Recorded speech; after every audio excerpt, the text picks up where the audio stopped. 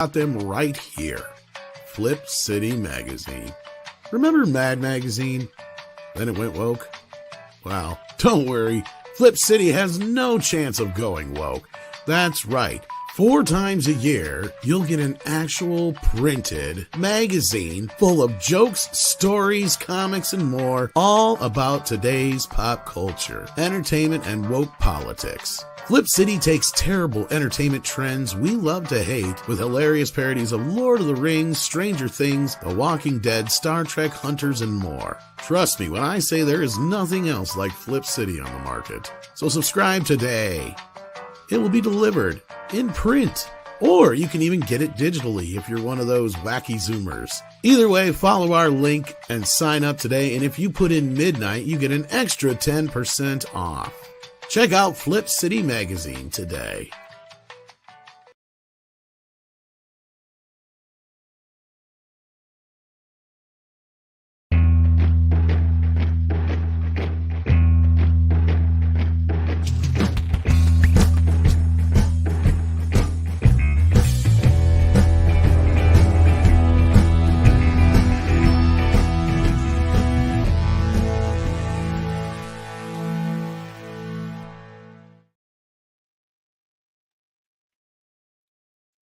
Good morning and welcome. How's everybody doing? Doing good. Hope everyone is here and everyone survived the weekend with D23 and all of the massive revelations that we'll be talking about today. And I'm glad to see everyone is still here after Borderlands is out, because Lord knows the Lionsgate executives won't be. So, yeah. I'm surprised. I competed in the triathlon in the Seine in Paris, and I barely got out of the, without puking. So. Well, the opening ceremony is 2 weeks ago, so you had time to get over it. Yeah, it was an interesting Olympics. I know that I'm a better breakdancer than the girl from Australia. That I know for sure. Yeah, and next time it's in LA, so that should be a real hoot. Yeah, that will not be the DEI games at all. Well, depends. We'll see where LA is in 3 years from now. People are complaining about the opening of this Olympics. I think they're going to freak out over the Gavin opening of the LA Olympics. Well, if Gavin Newsom is still there, isn't there like some election in between? Isn't there a chance to oust him before then, Cultured? Yeah, I think we'll have an opportunity to have him removed. The question is just, they've had like multiple recall elections with him that have not moved forward well. I imagine that, there's enough population there now that's realizing that they should have left when everybody else started leaving. And, they're looking for another rate increase in the minimum wage for fast food workers. So if they get that, they're just doomed. Well, we'll see. I mean, the people of LA, not everyone who's here, of course, but on the whole, the faceless masses have kept on voting for him. So if he's still there at the time of the Olympics, yeah, then it may be the DEI Olympics. Time will tell. I don't think anybody believes that, but okay. Yeah. But meanwhile, let's introduce the panel, although I do believe that we are known to you all. We have, of course, my esteemed colleague, Tom Connors. How are you doing today? Tired. He's lightly. He's asleep. Well, he was on both George the Giant Slayer and Valiant Renegade yesterday, so it was a long streaming day. And I did a commentary. That you also did for members only. How did that go? All right. Yeah, cool. So that's something that members should check out in addition to our imminent member stream. We will get back to that presently. Also joining us today is Mr. Paul Chato, representing the Great White North. Yep, someone has to. And we have our own Gavin Newsom running the country. We all have our own Gavin Newsoms running the country, don't we? I mean, we have a Gavin Newsom in Norway, who is my prime minister. And then I fled to the Canary Islands, which is Spanish jurisdiction. And you know what? They have a Gavin Newsom running that too. There's no escape from the Gavin Newsoms. Yes, that's right.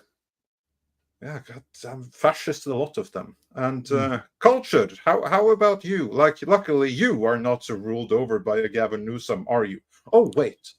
Yeah, let's not talk about that. Let's talk about this. I'm just glad to be here. It was an eventful weekend, and we do have we do have a lot of. Well, the whole weekend was disappointing as far as what made it up, whether it's be the D23 thing or the films that made it to box office. It was just, if you weren't Deadpool and Wolverine or Blake Lively, you did not have a good time. No, especially not if you had money invested into Borderlands. We're about to get into that. But first, we have a couple of super chats and stuff like that we can go through. Dr. Long Dongler sent a super sticker for £1.99. Thank you so much. And everyone, smash that like, because the hamster commands you to. So do that.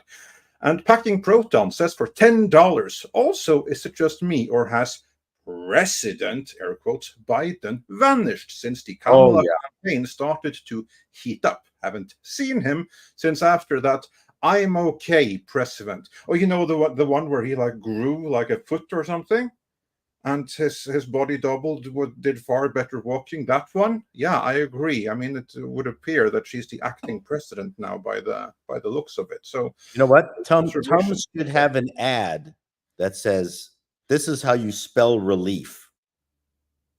I don't know if that's what we all feel, but that's no. I'm talking about Joe. Yeah.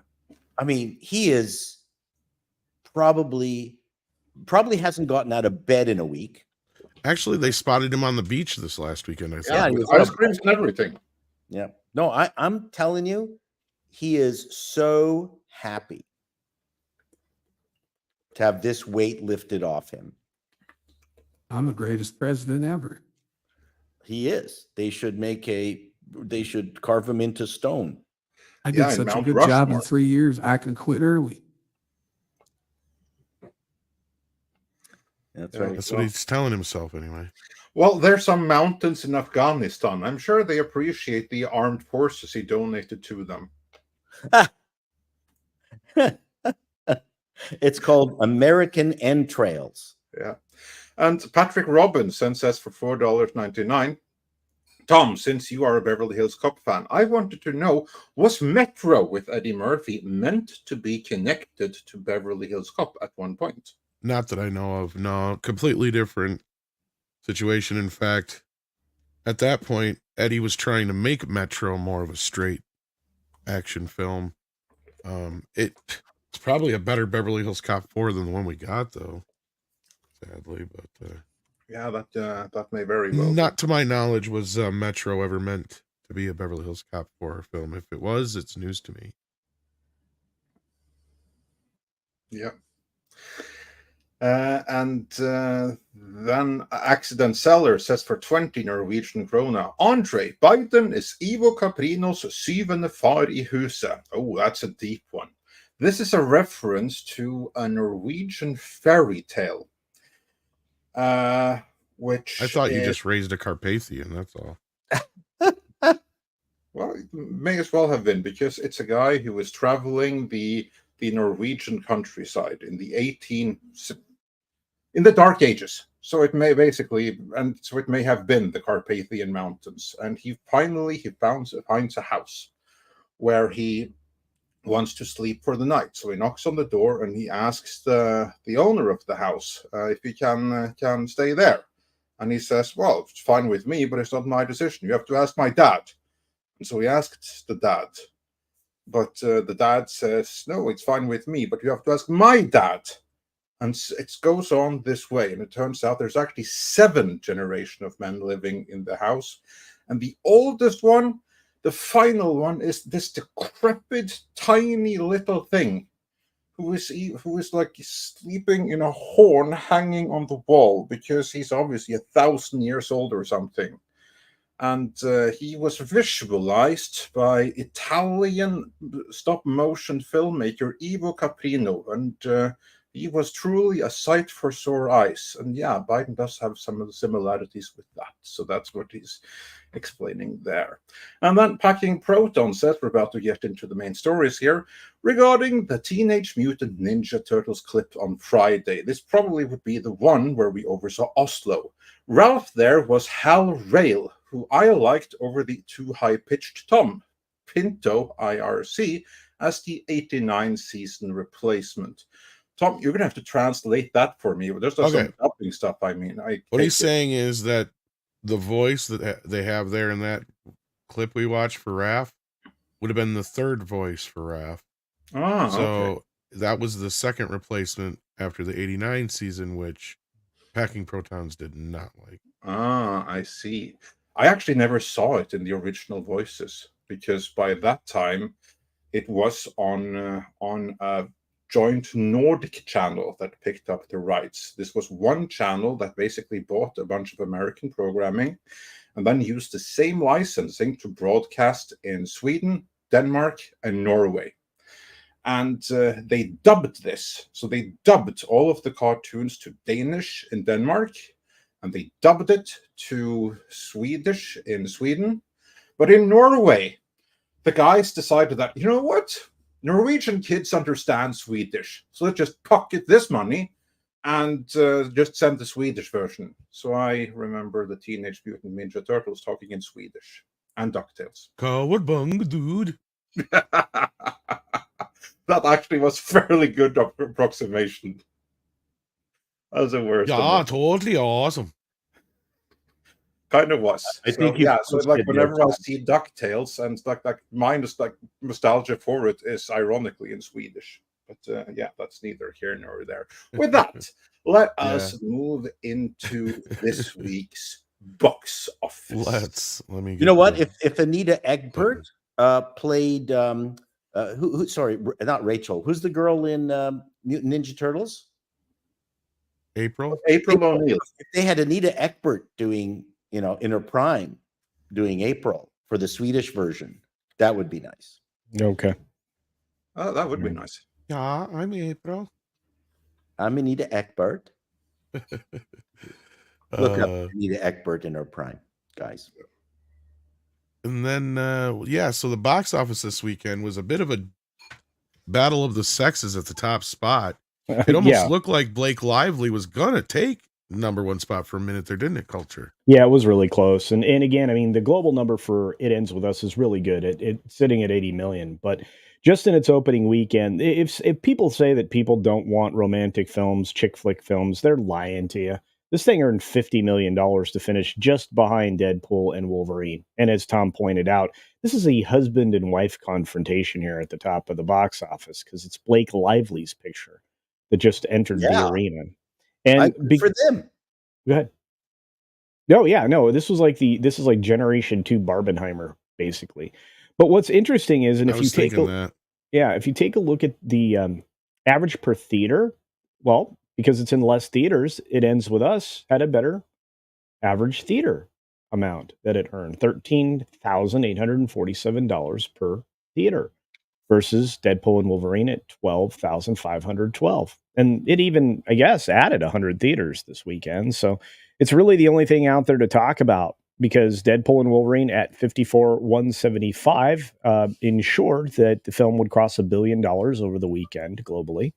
And it's certainly on its way to that 1.2 billion, where it'll finally start to peter out and finish up. It Ends With Us, though, really, like I said, disproves that people don't want romance anymore, and that's a lie. While we're on It Ends With Us, do you perchance have the breakdown between genders? Between how many men versus how many women saw the movie? No, but I think Culture's onto something there. I think the reason these movies are so neck and neck is I think there was a little mini Barbenheimer effect going on here. Yeah. And or the deal was, we go see one movie one night and we go see the other the next night. You know what I mean? Like, the girlfriends wanted to go see It Ends With Us. The boyfriends wanted to go see Deadpool and Wolverine. They made a compromise. Because, I mean, this movie in its third week making $54 million is astounding. Like, I mean, I knew this movie was going to do well, but I mean, it's holding off to a point where, I mean, this run, if it stays where it's at, because Alien is the only thing coming up here next week that could really compete with it besides It Ends With Us. And honestly, I think if Disney had any clue that how well this movie was going to sustain, they would have probably held Alien off for a couple weeks. So, yeah, and real quick, I do have a breakdown for you all. According to ComScore's post track, It Ends With Us had a 68% of the audience that were under 35, and 84% of ticket holders were women. There you go. That's what I wanted. 80% women. No Barman. Can we now finally let go of this idea that women want to see themselves represented on screen in superhero films, in action films, and in male-driven franchises? Women don't want that. Women want to see themselves in women's stories like It Ends With Us. Yep. And that's what this box office here proves. And for the counter example to that, about this see themselves represented on screen, well, we have Borderlands a little bit further down the list here, with plenty of female representation. But before we get to that, good for Sony Pictures. I'm actually glad. This is what a proper female movie should be like. I'm very glad for its success. I'm happy for Reynolds and Blake Lively. I have to say he's a very, very smart man to have included his wife into Deadpool and Wolverine. Oh, yeah. Avoid any kind of jealousy there because she's female Deadpool. So, success all around. And the Reynolds are the kings of Hollywood right now. They are, and for good reason. I mean, again, this is another film that over-indexed with the Latino audience at 34%, about 41% Caucasian. And that, like I said before, the 60% of the audience was between 18 and 34. So that's really, in other words, they're about 6 months from getting a divorce. How well was it reviewed? After the preview number for Thursday that came in at 7 million, and from what I'd read, it was reviewed decently. I mean, it wasn't reviewed like Borderlands or Cuckoo. Cuckoo, yeah. That's very weird too. That one's a weird one. Used Cuckoo and It Ends With Us. I'm going because I was trying to remember because I watched a whole ton of reviews and I thought, what? How is this doing so well? So I guess this was reasonably well reviewed. Yeah, no, it was well received, and coming out of the score, I think this one stayed above a B, which is kind of the plan. 80% of the audience is women. 84%. Well, then the other 16 was probably gay men. Yeah. Well, and I'm not only half joking. Well, here's the weird thing. Of those, only 24% was couples. See? Yeah. But I think this goes back to what I've said before. More importantly, it's not just women in superhero movies. It's the audience is tired of women who dress like men. Yeah. Yeah. And Blake Lively is a beautiful woman. Yeah. Well, and I think the problem with Borderlands, not to shift to that, was that you had two older women who weren't exactly looking their best. Nothing in that, even though you had two female leads, actually three technically, I didn't see that translate into an audience like Andre was saying, like it did with It Ends With Us. What did you do? You gave the women exactly what they wanted, right? Like if a Twilight movie, if they did a Twilight reunion tomorrow with Pat and what's her face? Yeah. Do you realize that the women would lose their minds?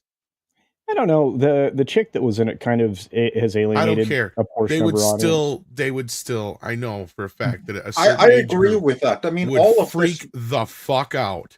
Every single time they try to do some kind of like ship stuff and do like these really awkward romance and stuff, it's those women, the Twilight audience, they're trying to get back. If they were to do like a Twilight Part 5, or I don't know how many Twilight movies there were, but Twilight, whatever number came after the last one, the reunion or something. The Next Generation, whatever. Yeah. Well, or the previous generation reunion. Well, yeah, but it's them having children now, and almost on adult age children, but yeah. Yeah. But again, Borderland shows just exactly why Hollywood needs to have a Canon Pictures or someone back in the mix. Absolutely. because, you know, if Canon was involved, I guarantee you they would have thrown in some woman in a Stellar Blade kind of role. Even though none exists in Borderland, they're going to go, okay, we got this tiny girl in the rabbit hat. She's not going to be very hot. We need to throw in a Stellar Blade. Well, and she's like 10, right? Like, and then the other two ladies are like ancient. And they're like 80. So, I mean, that's fine. But if you're going to do a video game movie, I hate to say it, you have to put a hot babe in it. It's just not going to work otherwise. Yeah, you're basically alienating your main audience, basically. Yeah, so basically these women here that probably should have been in a Golden Girls reboot were not necessarily fit for a video game adaptation. Who knew? Well, what's even worse is that, pulling more from Borderlands, this Freakier Friday mess that Disney announced is not going to do that well. So, I don't care that Jamie Lee Curtis is in it or Lindsay Lohan or any of that. Lindsay's supposed to be back. Say that again? Lindsay's supposed to be back, right? Yeah. Yeah. And guess who her husband is? We have a title now. It's Freakier Friday. And who's playing her husband? Manny Jacinto. Oh. From The Acolyte. Isn't he like half her age? Yeah. And also, and also clearly, she is his You're beard. Probably not wrong in this film. Because she's my age. Yeah, that's the thing. Yeah. Yeah, you're not wrong. But, I love Freaky Friday. I thought that before the we original's get okay. D23, let's go Borderlands a little bit more. The not even girl boss but granny boss movie. How did this do? You got called out for that in the chat. I know in the comments on the video yesterday. I noticed that it's like more like granny boss than girl boss. Yeah. Dozens of people said that. Yeah. Look, whenever you spend $115 million minimum on a film and it makes $8.8 million its opening weekend, you got a problem. Whenever you start out with the first 10 reviews on Rotten Tomatoes giving you a perfect 0% of love, you've got a problem. And the only way you were able to get off that 0 was because Grace Randolph lost her mind. You've got a problem. So look, this Borderlands film is such a disaster. I'm trying to see if we got global numbers yet. We do. 9.9 million. Ooh, that is bad. You know what? That won't even cover the honey wagons. Yeah. You know how bad it is? Wow. This movie right here, I have checked the entire island I'm at. There is not one English language screening. It's only in small screens and it's only dubbed to Spanish, meaning I'll be sitting it out. This is the first second only to Godzilla Year One, but that was different because the native language in that one is Japanese. But other than that, like every single English language movie where I'm at right now, fine, I have to go an hour and a half on the bus, but there is a cinema showing movies in English. They didn't put this one up. They just couldn't be bothered because they knew there wasn't demand. It's like, fine, there's that one foreign guy in the capital, meaning me. And evidently wasn't demand enough even to put this into an English language cinema. It's unbelievable. I couldn't even see it.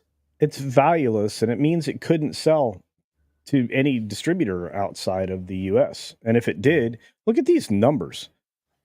Finland got $51,000 worth of business on this film. That's bad, even for Finland. It blows my mind. I'm like, whoever thought this was a good idea was silly. And then shelving it for 2 years, they should have left it on a shelf. And written it off. They should have. I mean, look at that poster. Just look at it. Who the hell wants to go see that movie? You know what's funny, and I think I said this Friday, is it kind of looks like classic Lionsgate. It feels like things are kind of healing themselves right now. Bombsgate. The problem is you don't want things to heal themselves and go back to Lionsgate being a bomb factory. I mean, that was a bad. I would rather get back to things being somewhat to where it's like, okay, granted, I knew when 90% of the movies were still going to be garbage, but at least there was that 10% chance we might get something good. Right now, we're at a place where we're lucky if we get a 5 to 1% chance something's going to be good. Deadpool Wolverine is the exception to the rules here, right? Like, yeah. Of course, if Disney going back to the early 2010s would be the price to pay for Disney going back to normal, it would be a price I would gladly pay, but we're not there. Like, this is No. the worst of both worlds. No, I agree with you. I agree with you wholeheartedly. But this is what I'm saying is, like, looking at that poster, I'm like, that looks like a classic Lionsgate poster that nobody's going to give a crap about. And another property that, because Lionsgate seemed to be the only company that would be willing to take a chance on any of these video game properties. Well, I mean, and that's another thing to talk about. Is this another sign, like we've been saying for a while, that there's only so many of these video game properties that are ever going to be able to translate? And this is where I thought for the longest time that I'm not so sure video games are going to be the next big thing, because they've tried it 2 or 3 times now. Well, they actually tried it a hell of a lot more than that. But I think that yeah, if you go all the way back to Tron, yeah. Perfectly illustrates the problem. I mean, you can adapt a video game and have it be a massive hit. There's ample evidence of that working out. But you have to be really meticulous in how you go about doing it. And it's so easy to go wrong, because here's like the thing: you do have to take some level of liberty in order for it to work. But the moment you take too much liberty, like they did here, just in the casting, this movie was doomed. Nothing else matters. It was doomed in the casting. But as Killick69 says, Sonic and Mario were big hits. And yeah, but Sonic and Mario are like Bugs Bunny and Mickey Mouse, right? Yeah, they were super simple stories. If you look at the original games, I mean, it was basically just go from the beginning of the level to the end of the level. You have some story beats in between, and those are super easy to develop into a story. Versus a AAA game, you play that from beginning to the end is 24 hours playing time or something like that, and then maybe you have 3, 4, 5 of them. So now you have like a week's worth of playing time, and you're supposed to cut that down into a 2-hour movie. I mean, that's the equivalent of taking a novel like Last of Us is the only other thing I can 20-minute short out of it. I mean, it's not going to go well. Last of Us is the only other one I can think about that adapted itself, and I think it did well, but I think that had more success with the normie audience who never played the games, probably. Fallout is the most recent. Fallout is another one, but was that a hit? Yes, it was a hit. Okay. Fallout was the biggest hit in Amazon Prime history. I know there's many people who like, I hated Fallout, so it can't have been a hit. I see that you didn't like it, and that is fine, but it was a hit. Undeniably, it was a hit. It was a massive hit for Amazon. Yeah, and I mean, you'll have your Silent Hills and your Mortal Kombats, but for every one of those, there's a dozen. And that's no different. Didn't do well. So I'm going to. You guys are putting on 2020 glasses just a tad too much. What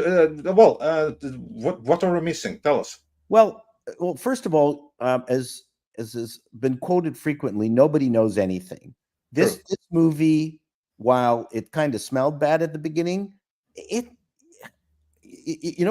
might have been okay enough. Like, this is dreadful, but it might have performed better, and no one really knows. Like, you throw it, you go, okay, there's some problematic issues, but people know. I'm going to say the lead actress, whose name I've suddenly forgotten. That's how well I know her. Cate Blanchett. So people know her. She's kind of cute in the movie. She's good in the trailer. People like Jack Black. People like the comedian that's in it.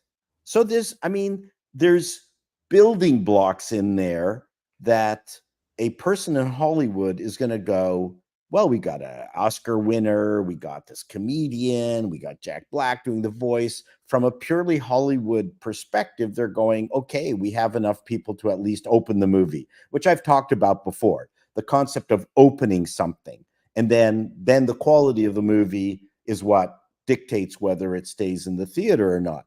I think it's evident that, and you can open it based on a premise. And certainly, again, Hollywood execs are going to go, how many millions of people are playing Borderlands? This is a slam dunk. That's the conversation they're having, right? They're thinking, wow, this is easy. Tons of people are playing Borderland. And then you've got as you said, Andre, the execution issue. And the execution thing is, I have said frequently, the fact that a movie is actually made and made available to the public is more of an accident than anything else. Like it's just the miracle of making any of this stuff is staggering. And so, and so I'm a bit sympathetic, more sympathetic than you guys are to the way the sausage is made, because you just never know. And it's true that you'll get something that's really stinky. But on the other hand, you know, I saw the pilot being made for Barney Miller, the sitcom, and everyone in the studio audience left before the taping was over, and everyone was going, "Whoa, this show's going to suck." No, and that's fair. But the difference you have here is we have, I mean, maybe I am looking a bit more 2020 or however you're looking at it. That's all I'm saying. But at the end of the day, like we have more, we have like 30 plus years worth of video game movies to kind of go by here. Right. And we've really hit a point where, seriously, you can only name like a literal handful of them that were actually successful. My point is that you could point to the same percentage overall of books that were licensed to turn into movies, and the failure rate is huge. So I'm just saying that the failure rate in the realm of video game movies is probably the same. I don't know, Paul. I disagree there, because we've had this conversation before, because up through the 90s, like every other movie was based on a book, right? We all knew that. Like every time you go to the theater, like that was just the way it worked. They'd write the screenplay, they'd release the book, then the author would get the rights for the movie, blah, blah, blah. It'd go down the road, and they'd even buy the rights sometimes before the book was even out. But then they got to a point where they were trying to adapt properties. It wasn't just a story anymore. It was, what is the property? What is the IP? And this is what Vince Vaughn was talking about. And here's the thing. They jump on these trends, and they've jumped on this trend several times before. That's how we got Street Fighter and Double Dragon, you know? Like, look, I would love to see some of these video games adapted well. I'm not a video game player. Sometimes I'd like to just go see the story. But when I'm watching these movies, when I see half of them, they are just trash. But the ones that are successful, the ones that did it right, were stuff like Mortal Kombat, where the more recent one I'm talking about, where guess what? That movie didn't cost diddly squat to make. They spent literally peanuts making that movie. Well, let's made a ton of money. The first one, I was shocked, number one, that they were going to make it. Number two, I was shocked that it was as good as it was. For PG-13, yeah. Yeah, I was completely shocked at how much fun that movie was. There is, and I'm a Borderlands fan. There is no reason why it couldn't work. But in deference to what you just said, Borderlands should have been a Guardians of the Galaxy ripoff. Without, it kind of was. But I'm saying unapologetically, like make it cheap. You know what I mean? Well, that's the biggest problem I was getting at. Is this make movie it a canon, cost somewhere between what 100 and 150 million. Yeah, and listen, it's a looter shooter. There's plenty in there lore to create an interesting story.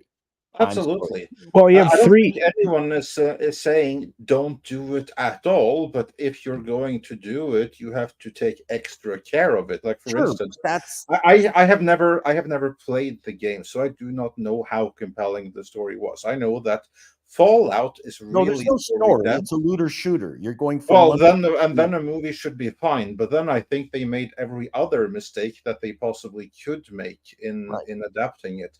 Like I said up front in my post-mortem of it that I have never played the game. I will not play the game, and I have not seen the movie. But I can say why no one chose to go to see this. And then people filled me in on all the stuff I was missing out on in the comments. And a recurring one there is just the casting, that the movie was completely miscast. And Paul, I see your point of view perfectly, that when from a Hollywood executive point of view, you have like, okay, here we have Kevin Hart. People like Kevin Hart. I think Kevin Hart is awesome. He's fantastic. Yep. But then they put him in a role which he, from what I understand from the comments, in no shape or form is suitable for. He has the completely wrong build, and he has the completely wrong demeanor for that particular role, from what I understand from the comments. And the same applies to literally every other single character. Lilith is a bit old. With famous actors, but not one single actor fits the role and the personality and the quirks of the characters of the game. So then even the built-in audience, they are turned off by this very casting, which on the Hollywood paper is supposed to work. But there you have that missing qualitative factor, which means that there's a disconnect. So just right there, you have the thing that made people tune out. And I but Hollywood doesn't see it as a disconnect. They're getting the biggest available name. That's that's the disconnect, because did they get the biggest available box office for those biggest available names? But you're now 2020 hindsighting it. No. From my point of view, that is up front, because I would be able to say that if I had been familiar with the game, I would be able to say that the moment these people were cast, as the same way that we are able to predict that, okay, this movie, this is gonna bump. And then 2 years later, when it comes out, lo and behold, it bumps. And it bumps for the exact same reasons that we did. From Hollywood's point of view, it's 2020 hindsight, because that's only when it's visible to them. And it's always a crapshoot. Sometimes it works. But 9 times out of 10, when we say this is not going to work for this or that reason, because they have made these things made decisions that we can see will make sense from a Hollywood perspective, but we can see from the point of view as fans that this is not what we want. This is not the experience that we want. This is the name that we like, but the execution is all wrong, so we have no interest. From us, that is something that we can predict in advance.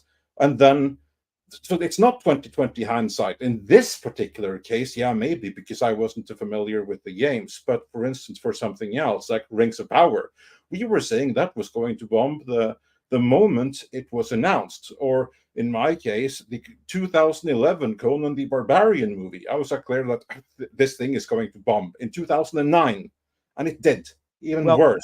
The Rings of Power trailer looked like a bomb. I'm not entirely certain that the Borderlands trailer was to that same level of bomminess. Oh, I think it was. I don't think it was. Nowhere. That's just my opinion. So I'm just saying that I made a joke back when I was doing my TV thing, that after reading 1,100 scripts, if I turned all of them down, I'd have a perfect 100% track record. Yeah, this is true. But this is what I mean with a disconnect, because to a Hollywood executive that lives in a certain kind of world but is separate from the audience, only after the fact will it become audience. Right. Like, for instance, let's just say that you had been an executive and you had been the one in the position to greenlighting this Borderlands movie, hypothetically. Then you would take a look at this cast and say, okay, this takes care of that demographic. This on paper should work. Now, let me give a call to my friends over at Midnight's Edge. Andre, do you know Borderlands? No? Okay, well, can you check with your audience? Do they know Borderlands? Can you just do a little check? How do they like this? Oh, they hate this. Oh, they would never agree with this. Well, who would they like instead, maybe? Then we could be talking here. And also, this was produced... Well, the cast... Oh, sorry, Andre. Avi Arad, he is someone that I have defended for his contributions to Marvel's Renaissance. I have never defended him as a producer. Quite the contrary, he was a producer on this. Same with Eli Roth. I've never defended him as a director. Well, and let's be real. The reason who you had working behind the scenes here. And I still say he's a work-for-hire director here. This was just a manufactured film. This is all about the IP. The reason Jamie Lee Curtis and Cate Blanchett are in this movie and Jack Black's doing a voice and Kevin Hart is in it isn't for the video game people. It's for us. It's for the people who don't play these video games. It's to try and get them into the theaters. But guess what? How did that work out for you? It didn't. But if you had just cast people who actually look and act the character parts, I bet you would have at least got some of the video game people in the theater. But here's the other thing, and this is from somebody who's raised a hardcore gamer. They're not the same audience. No, my kid could give 2 shits about a movie. Absolutely. He goes to see a movie when something intrigues him, and most of the time, it has nothing to do with video games. The only video game movie that he seemed even remotely interested in seeing was Sonic. And but that's because he grew up on Sonic in the cartoon and stuff. People were not, that didn't start out well. That's a happy success. So, like, you only have this, I would say, a small percentage of people anyway, as far as gamers, and it could be a large group considering how big of a group of people gamers are, don't get me wrong, but there's still only that small percentage you're going to get in the door. Correct. And that's only if you do it in a way that is so, because that was the thing. I mean, I remember getting into so many disagreements about Mortal Kombat. It's like the more recent one. It's like, I enjoyed it. I thought it was fine. I said, if I was 15 when I went and seen that movie in theater, like when I got the original, I'd have lost my little fucking mind, especially when that dude got cut in half the long way, right? Like, I would have been like, holy shit, this is the greatest movie ever. So some people were upset with the ending and stuff and how the one character played out. I get that. And I agree they should have stuck with the original script more, but that's neither here nor there. The thing that I feel like that movie got right was they weren't worried about casting a bunch of important actors in those roles. No, what they got was a bunch of people who looked like the characters in the video game. Well, and look, they had to do a lot of harsh treatment to get those older ladies into those characters, and it just didn't fit. And, so visually it was a problem. Now you're supposed to have stark differences in colors and everything else, but you guys pointed out from the poster forward, the visuals on this were not right. It just looked wrong. And, you end up with a film that gets a cinema score of a D+ right out the gate. They didn't lean into the first 3 games, nor the Telltale episodic games / graphic novels, whatever you want to call those things.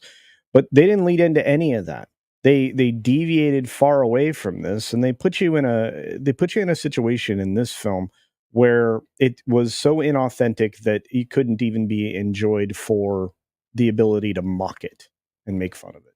In other words, Tank Girl is a better movie. No, by far. Tank Girl's genius compared to this. Yeah. And it's a shame, though, because I don't want any movies to be bad, even though I have no affection for the Borderlands brands per se. I want it to be cool. It looks like something that could be cool in the right circumstance. Unfortunately, this was paired with the wrong vision and the wrong filmmakers, and they botched it. Simple as that. Whereas you don't always have to be completely slavish to the source material, as long as you can make a great movie or a great series in its own right. Like, for instance, Silent Hill. I will defend. I've never played the game Silent Hill. I know there's some deviances, but I consider that first Silent Hill movie to be one of the not just best comic book movies ever, but one of the great horror movies of all time as well. It's one of my favorite movies. Yeah. See, and Silent Hill is one of those things where, I mean, horror translates to a different audience, right? Like, the horror audience doesn't, well, not just that, but I mean, the horror audience is very loyal. They will give just about anything a shot. That's why Long Legs and some of these other films have done really well lately. I mean, look at this recent years. We had Megan and other films. What's the other one that came out not too long ago? Help me out of your culture that did pretty good. Abigail. I thought that one of them I'm thinking of. But I thought that was fun. The Ballerina Vampire. I was trying to think. There's some other ones too more recent. The thing is, horror always works, and they don't really care where the source material's from. Right. Well, it can be a video game, it can be a book, it can be whatever. They don't care. You liked Renfield. Yeah, well, that's more of a horror comedy, but yes, that's another example. But that movie flopped, unlike Quiet Place and some other ones more recently that have not. Right. Yeah. Well, that one, what was it called? Watchers or whatever with I'm trying to think. There was one that just recently, more recently, that was a horror film and did really well. I'm trying to think. Well, Long Legs is surprisingly well. It was just before Long Legs, though. Yeah. I wonder if it's still in the chart. Maybe. Maxine, maybe that's what I was thinking. Right is here. That a horror film? Yeah. Yeah, that's the third in a trilogy from A24. That's what I thought. Okay. Yeah. It only did 15 million. So that's is not the one. I don't know. Wolverine going to pass $1 billion worldwide? Oh yeah, it already did. It did. It did. Okay. It did this weekend. Yeah. Like I said, the only thing that's going to slow it down now, Paul, is Alien coming out next week. or this week. Yeah, that looks like fun.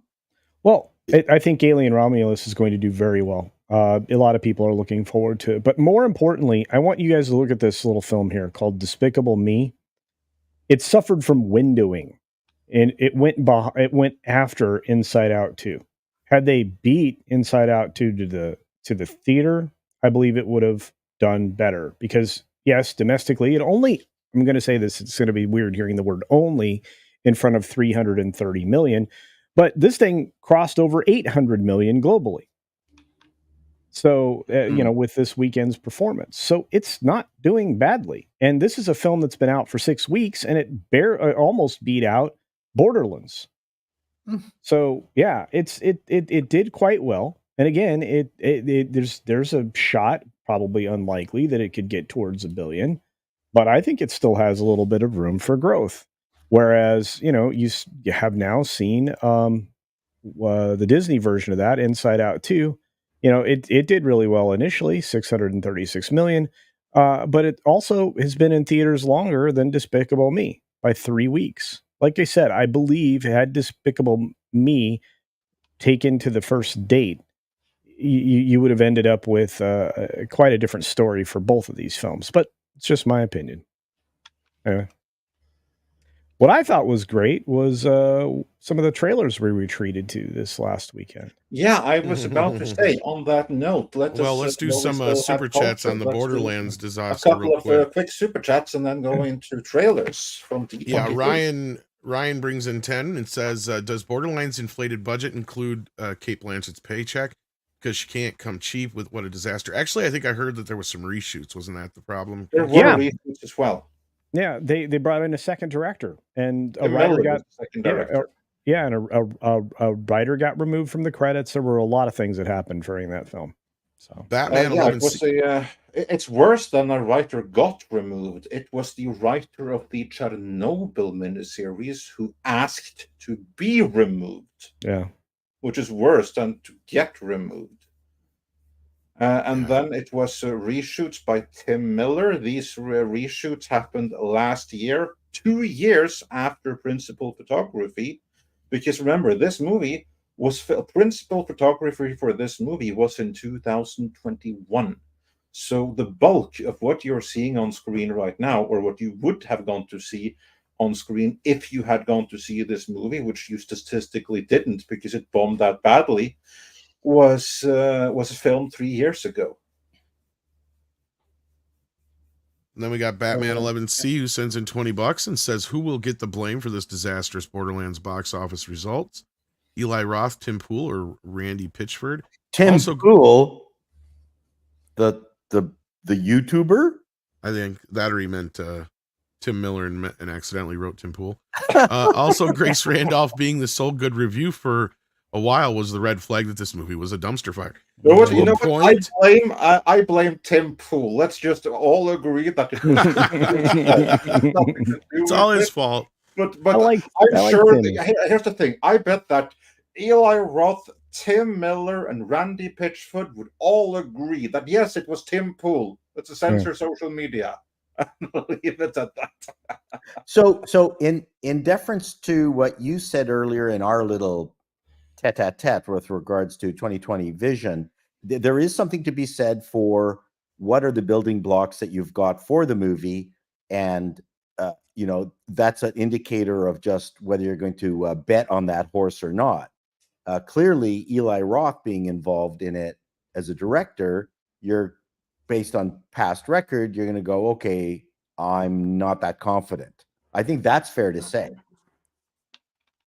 Yeah. The Master Clockwork sends in $2 and says, skip Borderlands, go watch Tank Girl. Well, it did just get released on Blu-ray again in Australia.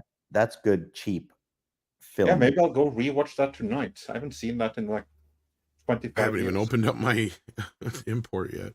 Yeah. Packing Proton sends in 5 and says, is that TMNT show the running... In that TMNT show, the running joke was, yeah, you betcha. Okay, is that the new one? Or in that specific episode, that was the joke, maybe. Oh, that's probably what he means. But I have not seen probably the last 2 or 3 seasons of TMNT. So, yeah. Not in their entirety. Like, I've seen bits and piece episodes here and there, but that's it. John Apocalypse sends in a member milestone for 23 months. Thank you for that. Thunder Strike sends in $10. Says, yesterday at church, there was an 80s theme.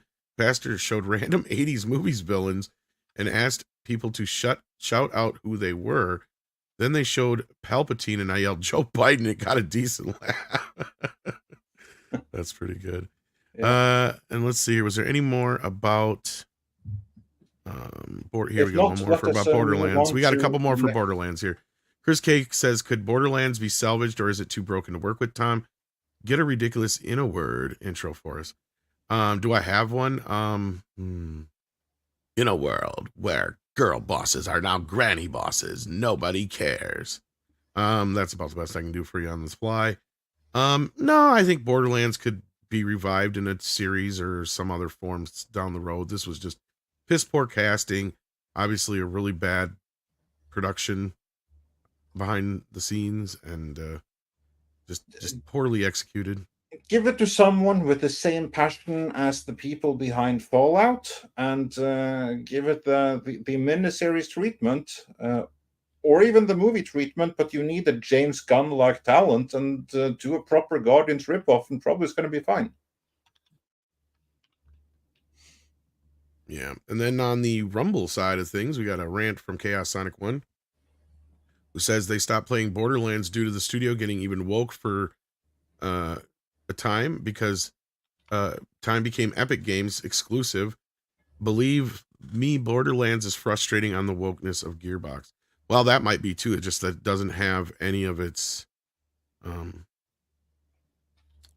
original people working on it anymore either. Just doesn't have an audience. I don't know. When was the last Borderlands game? I don't even know. Don't know. But this will get us into the topic at hand. Yeah, perfect. Satan's Retribution says for 35 South African rands, does KK's absence at D23, despite presence, mean she's out in October? Nothing new announced and nothing solid except what KK would currently be working on. And yeah, there was no Acolyte Season 2 announcement. Thank God for that. So, Culture, we only have you for a couple of more minutes. So, what do you think about this before we get into Snow White? I think that it's not as telling as we would want it to be. It's never been a necessity for studio heads to show up for the announcements of anything. It's only kind of been normalized by Iger, and now obviously the Marvel Studio chief Kevin Feige. They brought out the person that they want you to believe is the studio head, which was Filoni. He came out to talk about things along with Favreau, trying to pretend that he still has some kind of power or influence there over Lucasfilm Star Wars. But ultimately, I don't think it really mattered all that much that, you didn't see anything. I think at the very end of events yesterday, she showed up, but I think that was primarily, that's when all the legends got handed out. But, I wasn't paying attention at all yesterday. All I will tell you is don't read too much into that. As far as we know, she's going at her own time. And if she still wants to be there, I don't know that anybody outside of maybe the board of directors has the power to get rid of her, unless she has dirt on all of them. I don't know. Not much of an answer. Yeah, I don't know if it really means much that she didn't come out. As far as no new announcements, I think they're at this crossroads where they have to see how the Mando film and the Rey movie play out before they get too deep into things, because I think that Rey movie is supposed to be a trilogy, so that will take them out for the next few years anday.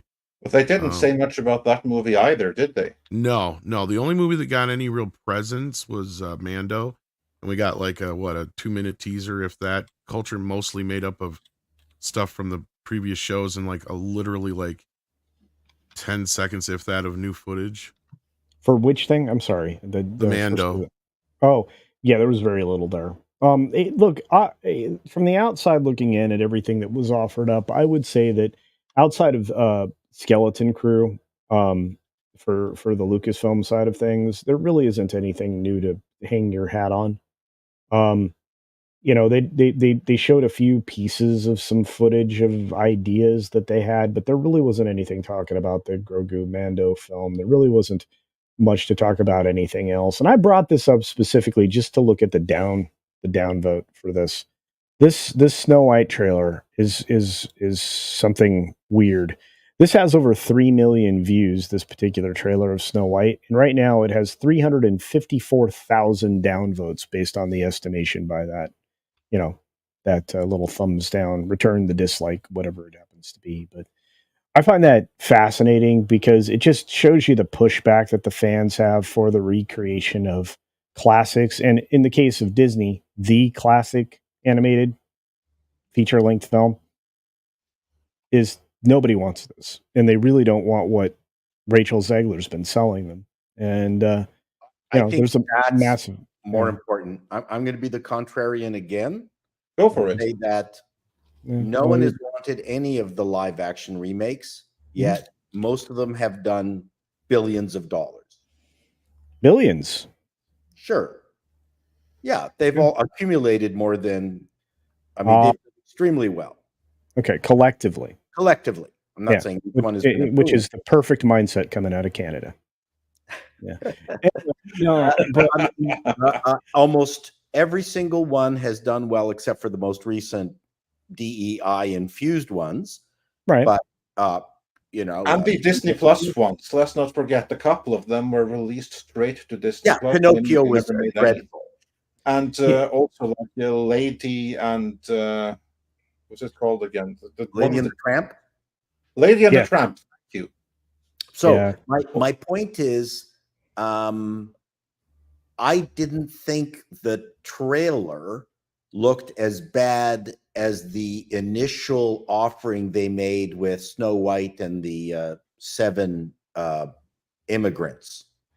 You mean the dirty hippies, the ones you could Dirty probably hippies. smell? But I'm using modern lingo now. I upped it to 7 immigrants.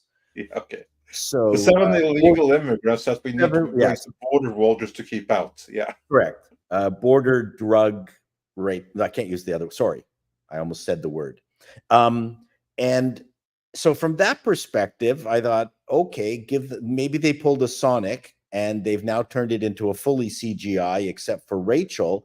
The biggest joke is that Rachel is nowhere near as gorgeous as Gal Gadot. Gal Gadot is luminous in this, and Rachel looks terrible. She looks like a shriveled apple doll head. She's in the wrong film. And I would say to you that if you are going to 2020 this or precogging this, it's Rachel Ziegler that's going to crash it. Now the thing is, she can sing, and it looks like they're just going to have her, you know, go through the songs. Well, there's new songs in here.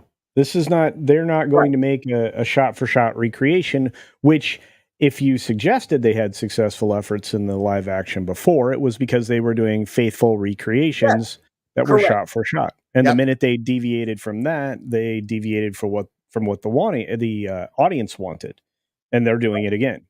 Well, they always had to pad them out, right? Well, in this case, now they're starting to pad it out with DEI instead of just other story elements. But I didn't hate this trailer. I'm going to be on record.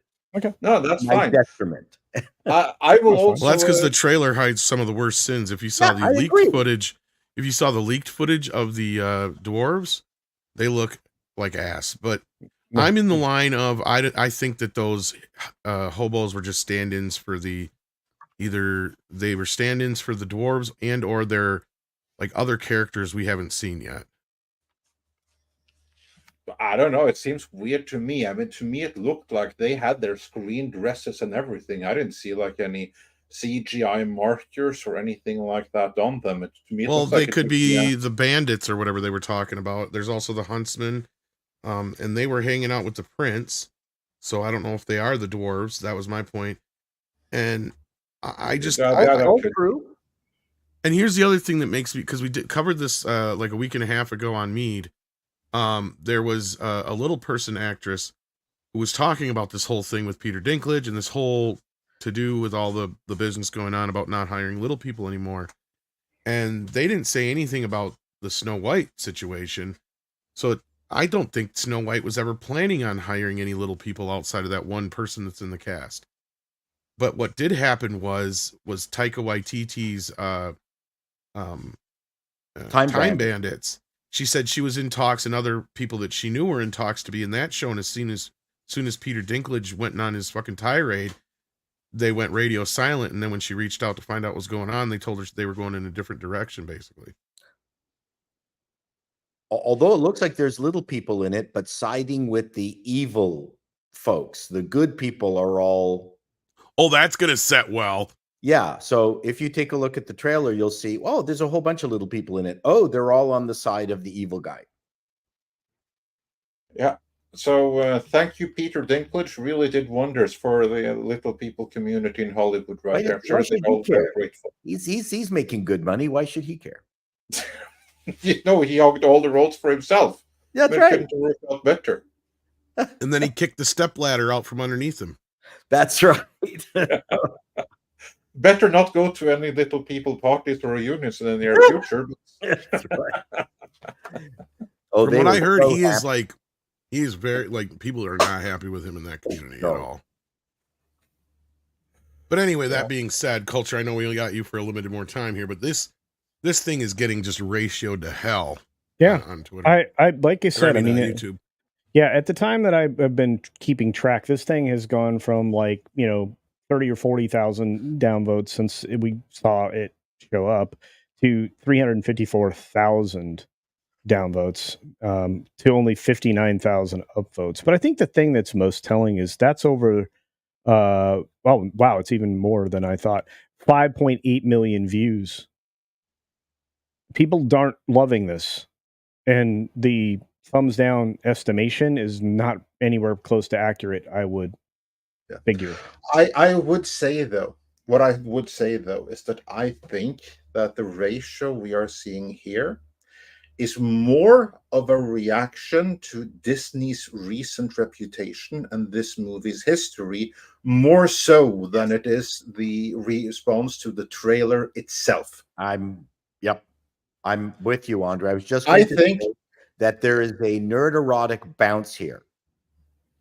I wouldn't necessarily bring him into it, but if you want to go with that, yes, fine. But I think that if this movie hadn't had the history that it does, if you didn't have Rachel Zegler's weird moment before any J.D. Vance or anything like that, if you didn't have Disney's recent ventures into trancing the kids' territory and stuff like that, and you had this exact trailer, but without the history it is now bogged down in and part of, it might still have been ratioed, but I don't think the ratio would have been a third of what it is right now. I'm agreeing with Andre there. Yeah. I think this is a bit, you're saying it's a bit reflexive. Yes. Absolutely. And I would agree. This is an indictment on Disney as a whole and not just this one movie. But what's bad for Disney here is that people aren't going to forget. And the ratio that we're seeing right here, unless this movie, when it comes out, will blow people away and pull an Aladdin, will people go like, oh, this was actually pretty decent. This is very bad news for this movie because the audience, the ones that are paying attention and the early influencers, the ones that tell all their family and friends whether to go or not, are stoked against this movie. And it has to fight on all cylinders in order to overcome the bad hype that is against it. It can be done. If for some miracle they are actually able to turn this into a good movie, this still can be a hit. But the odds are solidly against it. Well, look, you guys are making compelling points about the reaction to Disney more so than the film itself, which I would say. I think partially this is also a reation to Rachel. Yeah. I think she legitimately turns people off. I think she legitimately rubs people the wrong way. I think because look, I've been arguing with like idiots for the last 2 days over that chick who got booted from the Scream franchise, the Melissa what's her face, right? And so she's got a little bit of a fan base. I don't see anybody ever coming to her defense. I don't think But anybody really likes you her. were saying. Sorry. Oh, no. All I was going to say, well, Tom actually jumped right on what I was going to say, but I think that what bears out is what's happening in the chat here, and the fact that Disney still left the chat open. But I mean, the comments are right in line with what everybody's thinking. Evil Queen, magic mirror on the wall. Who's the fairest one of all? Mirror, you are. The end. Yeah, this movie should be really short. Yeah. You know, and it's like some people are like, if I was the prince, I would save Gal Gadot from Snow White. You know, it's just they keep going. I mean, Disney's next step is going to be. What was the one that was really good? Hi ho, there's no work for little people though. Oh yeah, and then up here at the top, like that. Yeah, one up here says no dwarves were hired during the making of our film. Yeah. Except that's not true. I think there's one little person in here that's actually playing Grumpy, but that's, yeah. Congratulations to Peter Dinklage, who got 7 dwarf actors fired and replaced with CGI. And it just goes on and on and on and on. But these comments are worth it. No, these comments are worth it, right? Yeah. I mean, you know, it's so whistle while you work. No dwarves were hired. These comments are harsh. Right. I wish that you could kind of like have that disclaimer at the end of the movie. No animals were harmed during the making of this movie, and no dwarves were hired either. Yeah. Well, I think dwarves were subjected to work. Yeah. Well, and that's a real shame. But I think that Martin Kleba, I think that's how you say his name. I think he's a little person, but I could be mistaken. Yeah, this is not looking, and this wasn't the only thing that they dropped either. I didn't know if there was anything else you wanted to touch upon before. No, there were a couple of more news. I mean, this was by far the biggest one. There also was a trailer for the next Star Wars series, Skeleton Crew. Yeah. Oh man, that looks so bad. You know what? I'm going to stop sharing this real quick because I'm done talking about it. But I think they repurposed those 7 dirty hippies into things they're calling dancers. But anyway, back to the commentary. Skeleton Crew looks like a mishmash of a whole lot of concepts that they decided to throw a Star Wars skin on, like they're playing Fortnite. So you have Goonies. I think Tom mentioned that. You have Adventures in Babysitting. You have what was the other one you mentioned, Tom? I don't remember. But it's a mishmash of ideas that they're trying to smash a Star Wars costume on. And it looks bad. It would have been better if this was like, you know, the continuing adventures of Captain EO, because there are at least 2 characters that look like they came straight out of there. And, you know, I don't see a future in it, but at least they're trying to make Star Wars back into being something that kids can watch. But that's kind of it. The show's not made for me. This one specifically is made for children. At least that's how it appears. I don't know. Did you guys take away a different impression? Well, I agree completely. This one is made for the kids. It's made in that Amblin 80s style, which is meant to give parents nostalgia. But I think what they're missing is that the people who are nostalgic for that style now were kids themselves in the 80s. I don't know how many adult audiences you're going to win over with that approach now. And I think that at this point, you have to win back the parents who are going to expose their kids to Star Wars before you win back over the kids. And I think that they have gone about this the wrong direction. Maybe I'm wrong, but this is just my opinion. I think that with Skeleton Crew, you are not going to win over any children audiences who is going to discover it all on their own. You kind of rely on parents to make the kids sit down and watch this with them. And I don't know that this is going to do that. Before you can do something like that, before you have to make the parents interested in giving Star Wars to their kids again first, which means you have to restore the entire Star Wars brand first. So, of course, I think that Skeleton Crew, something like this, is a great idea, but you can't have it now. It's the wrong timing. First, you need to get the audience back in the game. You have to get parents excited for Star Wars again. After the parents are like, yes, okay, this is cool. I'm now back on board. Now give me something I can share with the kids. That's when you release Skeleton Crew. But now all the parents are out of it. So who is this for? This is the wrong thing. I to bring honestly- back parents. I don't think it looks anything like Star Wars. This looks like, to me, like J.J. Abrams was given a bunch of money by Netflix to make his own Rebel Moon kind of thing. That's what this feels like to me. I wouldn't say J.J. Abrams. I agree with Andre. It looks like E.T. plus Spy Kids. Which is basically everything that J.J. Abrams has made. I've never seen the J.J. Abrams I haven't seen him do the Los Angeles suburbs. So you didn't see that 8, what is it, 8 or 16 millimeter, 8 millimeter, whatever. What the hell was that movie you did with the kids? No, I never saw that. In the train? Yeah, that's what I'm talking about. This Okay. It looks like something along those lines. But he would have ripped it off of Spielberg. This looks... That's what I mean. It feels like something Spielberg would have produced. Exactly. Yeah, I agree. Yeah. Derivative Spielberg. But it doesn't feel like Star Wars. Abrams. Exactly my point. It looks like if somebody like Netflix gave J.J. Abrams, said, here, go make something like Star Wars, like he did, like Zack Snyder did with Rebel Moon. That's what it feels like to me. It doesn't feel like actual Star Wars. Yeah. It feels like something like Star Wars, which might help it in this case. But otherwise, I'm looking at this thing going, yeah, it's mostly harmless because it's for kids. But who's your fans? Because as you guys have just been pointing out, Star Wars as a generational brand is dead. It's dead. I agree with Andre that this is a good building block show, it seems, not the savior show that maybe they want it to be. Exactly. This is not the savior. That's a great terminology right there. This is a building block, not the savior. You need the savior first. Yeah. Then you're going to save anything. I hate to say it, but I agree with Andre this time. Well, you do that most of the time, though. No, most of the time, it's true. Yeah. But I'm trying to create some drama vlogging here. Yeah. Indeed. Culture, any final thoughts on this before we move on to other?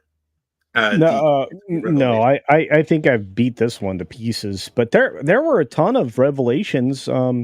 They really went out of their way to try to tell you they had a lot of things coming, most of which we already knew about, Skeleton Crew being included in that. But there's Zootopia 2 because they needed more original things. Yeah. Well, wait, come on now. There's Elio, which we've been hearing about for 4 years. They just added Zoe Saldana. Wait, Frozen 3. Are you serious? Yeah, I think they're making a Frozen 4 as well. Of course. Yes. You're getting Frozen 3 and because that's the only successful thing they've ever had in the last 20 years. That's why. Wait, you guys, Toy Story 5. Oh yeah, and you know what this one is about? The toys get to compete with fucking electronics like iPads and shit. Yeah, exactly. Like, we're at a point where this stuff should be on like it's a television show. Oh yeah. I can't wait 10 years to see this movie. Incredibles 3. They announced it, but look, this is not coming out this year. Oh, this looks horrible. Lilo and Stitch. Gonna be a hit. This is going to be a hit. Maybe, but the nightmare fuel of the CGI model is terrifying. But I agree with Andre. But do not underestimate how popular Stitch is. Stitch is the animal, right? Yeah, he's about as popular as the Minions. How popular Stitch is with girls of many ages. This movie is going to be a hit. I like the first movie. Well, it's a remake of supposedly. Well, Andre is correct. That's why it's going to be a hit. It You does. have no idea. I have had to spend so much money on Stitch merchandise. I was just going to say, there's constantly Stitch merchandise still. So that tells me it's popular. Yes, all right, this is going to be a hit. So I know we had naysayers, but do not count this one out. This is going to be big. Well, if girls still think this is cute after the CGI model, there's something wrong with the kids these days. My problem with the model is how it moves. It's going to be huge. All right. And girls don't give a crap about that stuff as much as we do, culture. No. This is going to be big. All right. I mean, like, for instance, I don't even know that my daughter has ever seen Lilo and Stitch, but she just loves the image of Stitch. And I have spent, I don't even know how much money on various T-shirts and trousers. Even when I came back from America the last time, I had to bring a big-ass Stitch doll with me. So, yeah. I was always amazed at how much Stitch also looked like the dragon from How to Train Your Dragon. Okay. I see the similarity. There's that cute roundness. I think it was animated by the same people. It's an evil koala. Okay. I have never thought about it, but you are, of course, right. Maybe we need to do an AI version of Stitches in the Rain. There you go. I still love using the bad level analogy when we've used it back in the day. But not only are we getting Moana 2. Well, Pro seems to think this is going to be a huge hit. I agree with him. But wait, you're also getting a live action Moana film. That's also going to be that's also going to be big because Disney actually has 2 big hits recently. No, 3 of their own animated stuff, and that's Frozen, it's Moana, and it's Zootopia, and all of those 3 were actually pretty darn good. So I'm not going to count any of those out. What I will count down, though, Agatha All Along. This one should never be released. Well, you guys are giving high hopes to Moana, though. Lesbian witches, just not in space. I was just saying, though, Moana only made $687 million. So I don't know. Well, okay, but look at the merch and everything like that. I know. That thing is huge. That thing is huge. We'll see. But yeah, Agatha, nobody gives a shit about Agatha. The highlight of this was Catherine Hahn singing the song, The Ballad of the Witch's Road. That's her singing. And it also revealed that we may be subjected to musical numbers. I know, because this was in the trailer. It's full of musical numbers, and I was actually surprised that we didn't get the power of one, the power of two, the power of many, many Jacinto. But we do get many other cultish music numbers in this. Witches be witches, I guess. So yeah, witches gonna witch. I know it's not a Disney production, but apparently there is a film coming out soon about Moloch. That was interesting. Is that from Disney? No, it's not from Disney. I'm surprised. I mean, it would be funny. Well, look, we got to see a preview of the first steps snippet of some cut together, not probably very much actors footage of Fantastic Four for everybody to get super excited about. Yeah? No? Yeah? No? Okay. Devil Born Again. Did anybody here actually see the trailer for that? Yes, I did. I was very disappointed. Oh, okay. Because it looks fine, but there's too many Daredevil costumes, and it confirmed to me that they are going with one of the absolute worst Punisher storylines still. This was my big reservation going into it. I was hoping it was going to be fixed in the reshoots, but no, they are still sticking with it. With the Punisher seemingly going after corrupt cops who use his image as they harass minorities. Because this has been like the big issue for Marvel, SJW, Marvel, the publisher, in recent years. How military and law enforcement has been attracted to the character of the Punisher and used his logo, rather than to be proud of that and own that completely, like John Bernthal, the actor, did. Marvel, the comic book publisher, have huge issues with that. So instead, they have basically killed off and removed the character of Frank Castle from the comics altogether. Before they did that, they changed his logo and they made him a samurai, basically. And before that, they had him go against cops who used his logo as they were beating up minorities and stuff like that, and basically living out the Gavin Newsom fantasy of what police are like. And then you also had like one of the Punisher creators creating a BLM Punisher logo. And they were able to distill all of this seemingly into the storyline of Daredevil Born Again, because here he will seemingly, again, we don't know exactly because I haven't seen the full trailer. I've only seen like leaked stills and stuff like that. Don't know the script. But seemingly he is going after corrupt police who use his skull. So skull logo, that is. Unless there is some twist and there's like some anti-Punisher task force. But again, it's just convoluted and I wish they hadn't gone that direction at all. It just seems like virtue signaling from Marvel's side. unwanted and unnecessary virtue signaling. I just wish they could adopt the slaver storyline with him going after Eastern European human traffickers, which is the best Punisher storyline ever written by Garth Ennis. And then you got Avatar, Fire and Ash, who nobody cares about. And I still have yet to meet anybody in my real world life who has seen the second film, which is weird. Oh wait, this is the one you guys were all spouting love for. Freakier Friday, yeah. Freaky Friday, Granny Edition. Granny and Middle Age Edition. Because, yeah, you're right. Lindsay Lohan is no longer a young gal. She's in her 40s. What is she doing swapping places with her mom again when she should have a daughter that's probably the same age as her? This makes absolutely no sense. Well, if the same age as she was in the first one, I mean, sorry. You think her daughter should be swapping with Lindsay? Yes.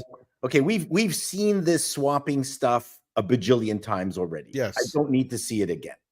Especially not with the same characters. I mean, it would be more That's fun what I'm saying. If it was between Lindsay's daughter and the grandmother. That would be or that. There fun. you go. That's even better yet. Yeah, that's what they should have done. I would like to see Lindsay wearing what's her name's compression stockings. See, that would be really cool. And having to wear, she probably has her own compression stockings at this age. Yeah. What? She probably has her own compression stockings. Maybe, but I mean that spoils my joke, Andre. I mean, like maybe like adult diapers. She's wearing. She has to wear what's her name's adult diapers. I think that would be cool. Jamie Lee Curtis. Yeah, Jamie Lee Curtis with adult diapers. I think that's great. She should also inherit Jamie Lee Curtis's trans child. See there, that again. Now we are talking like a proper Freaky Friday. If we bringing the trans child in there, that switches with the grandmother. I mean, of course, only the Daily Wire would make that movie. But now we're getting a movie that actually might have something going for it. Yeah, but you know what? If it was the opposite, that would be really neat if Lindsay flips into Jamie Lee Curtis's body, deals with a grandchild that the Jamie Lee Curtis has been treating as trans, but in Lindsay Lohan's version, she goes, "Oh, get a life! You're just out of your fucking mind. Like, stop with this bullshit. You're just gay." Look, so I dyed my hair when I was a kid, and I pierced my belly button too. You'll get over it. That's right. You're right. You're just an autistic child. Just relax. Oh man, no, I mean this movie will probably do okay. Yeah, I don't think it's gonna do bad. This movie is probably gonna go to Disney Plus, and at least that's it's gonna be a theatrical release. But I get what you're saying. Yeah, I think theatrically, box office wise, it's one of the few of this bunch that this is kind of where this is where you're making movies for the audience that went to see that Blake Lively movie this weekend. No, but I don't know what the joke is going to be. Is it like Lindsay going to doesn't fucking matter? Is she suddenly going to get Alzheimer's? Like, I mean, I don't understand what the switch is going to entail here. Yeah, but Paul, this is not made for us. Okay, gotcha. You know what I mean? Like, this is made for the 30 to whatever demographic of women. See, it would the make women sense. That's seen the original. So Lindsay switches over, and then the doctor tells her she's losing her driver's license because she's too old. But she gets popped for glaucoma, so there's a trade-off. This is probably better than what's in the actual movie. What you're coming up with here. Well, we know it is. You know what? It would actually be more like, all kidding aside, that particular scene would be much more poignant. Yeah. And anyway, culture has to leave us here. Yeah, so what else was there? Tron Ares. I want to get your thoughts on Tron Ares, because we did get a little snippet of Tron Ares, and that snippet confirmed who was making the score, which after Tron Legacy is very, very important, because Tron Legacy is the best 2-hour music video I have ever seen. And it's one of the best times I have ever had in theaters. It was just an audio-visual experience, and take away the music, and there ain't nothing there. So for this movie, Daft Punk are retired, so they're not coming back. But they needed to find someone else that could do a proper score, something that's truly going to stand out. and they found it, and that's what they announced. 9 Inch Nails, Yes. aka the Trent Reznor Band. So when you think of Disney, you think 9 Inch Nails. That's right.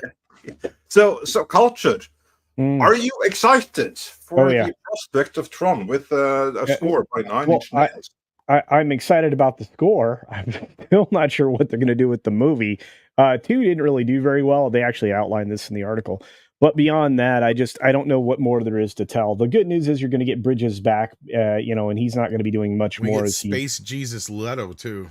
Yeah, well, I'm not super stoked for that, but I am looking forward to this mostly because of the music, because I have a feeling it's going to sound very Tron in a way that, the only other band that can do it is Done, which is Daft Punk. So I'm excited. I think Reznor does great stuff. And when you say Disney, you can say 9 Inch Nails, because back in the day, at a time when they still operated a nightclub at night on the weekends in Disneyland, from the 80s through much of the 90s, you had Videopolis, and then eventually a different theater name there, but you would have them playing popular music of the time, loud and proud, and sometimes you'd hear some things. I loved it when Goofy would come out and sing, "I wanna fuck you like an animal." Yeah, they didn't play that, but no, and you probably won't hear that in the score either. But I'm excited. Then Pooh comes out, "I hurt myself today, oh bother." I think this is brilliant. Paul, sorry, are you familiar with 9 Inch Nails at all? Yeah. What do you think? I'm a Trent Reznor fan. You kidding? Dead Mouse. I'm all in, man. Wow. Well, that's different, but sure. I've had the pleasure of seeing 9 Inch Nails in concert. Wow, that was amazing. He's good. He's a very clever guy. Yeah. Very clever guy. I mean, of course, he wrote the song that Johnny Cash made his own. Yes. Which absolutely brought me to tears. Pardon me? Hurt. Yeah, that. I'll hurt myself today. And you didn't like that? It's unbelievable, because this is like the one song that is so personal to Trent Reznor that you would never think that any cover version could somehow be better. And it's obvious in retrospect that the song was always made for Johnny Cash, and what Trent Reznor made was really only a demo for the real Johnny Cash. Which is funny, because Johnny sounds like a demo, yet has so much more impact. It's because the 9 Inch Nails version sounds like a overprocessed kind of song. Which I always enjoyed it as a song when they did it, but you're 100% right, Andre. It's kind of one of those rare occurrences where the cover song, I mean, shit, in 30 years from now, nobody will remember the 9 Inch Nails version. Yeah, no, like, I mean, as far as it'll be like, people will be going, like us will be going, did 9 Inch Nails originally did that song? They'll be like, really? Yeah. No, as far as I'm concerned, 9 Inch Nails, they wrote it, they did a demo. Johnny Cash did the song. Yeah, like I said, that's a karaoke staple for me. But with that being said, I appreciate being here. Very much excited to have been here. And I love Box Office Mondays, so I'll be sliding out. Do follow me to my channel, Culture Casino. You can also check out my brand, beachpunk.com. And you can also check out the game channel that I run now with Jonas J. Campbell. It's called That Game Place. Check those out, please. And really double check you're still subscribed to my channel, because YouTube's been on a tear of dropping 40 subscribers a day from my channel. Yeah, that's awful. They do that. I mean, like, same thing. Every time I drop a video, it's like an instant, like 30, 40. Yeah, I maybe 40 subscribers lost instantly every time I press publish. It's weird. Yeah. And if you are planning on being in the witness protection program, Culture has some room left in his beard. That's true. You can hide in my beard for a price. It's not expensive. It's worth it. It's worth it. I'm gonna go. Love you guys. I'll see you soon. Take care. All right. Was there any other announcements at the D23 celebration you wanted to highlight, Andre, or was that about it, really? I think that was about it, and the big ones for sure. I think we got most of it covered there. I mean, when we get to Tron, that's when we have gotten to the obscurity stuff. Was it done live? Like in that kind of theater situation? Yeah, it was done like a CinemaCon kind of thing, yeah. Yeah. And I mean, they had, that was the funny thing. Friday night is when they shot most of their wad. Saturday, like the boys over on like Pro and Jonas and all those guys were covering it, and it was nothing but nonstop musical performances. They were starting to get annoyed because they were covering it live, and it's like just another music performance. And I think the only things we got Saturday night were the Freakier Friday thing, and I don't know if that was the night we got Tron or if that was Friday as well. But yeah, I mean, music-wise, sure, Tron might sound good, but I have zero faith in Jared Leto in this situation here. It looks just like the last movie from what I saw visually of what we got. Yeah.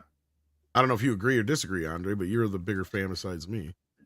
I hope the movie will be fine. I really do. I do too, but I think it's going to be okay. I don't think it's going to be a masterpiece, but I think it's going to be okay. And now, when we have a score by Trent Reznor and Atticus Ross, I am excited because now I have to see it in the biggest screen possible. And if I still am here in the outer rim by the time it gets released, I'm gonna have to go to England or something just to see it on a proper screen. Yeah, because that's I want that experience, because Tron Legacy is to this day the best overall experience I ever had in a theater. All right, well, let's see what you guys are talking about. We have John Apocalypse, who's been here for 23 months. Thank you for that. Let's see here. We got Slash 11111, who sends in 23 that's euros, 23.99 euros.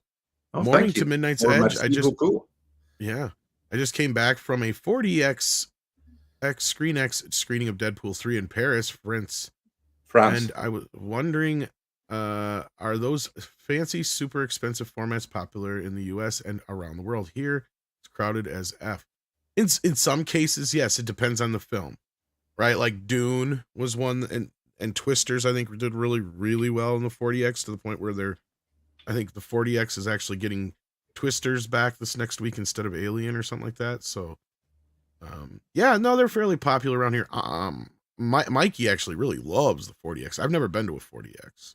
Neither have I. I know what it is, and I have had many opportunities, but I have always chosen not to go, because to me the whole concept seems distracting. But hey, if I tried it, maybe it's awesome. I'm just too old-fashioned. Like a guy that's running around with a water pistol squirting in my face while it's raining in the movie can get off my lawn, to put That's it that not way. quite how it works, but okay. But Paul, have you tried the 4DX experience? And if so, why didn't you like it? I'm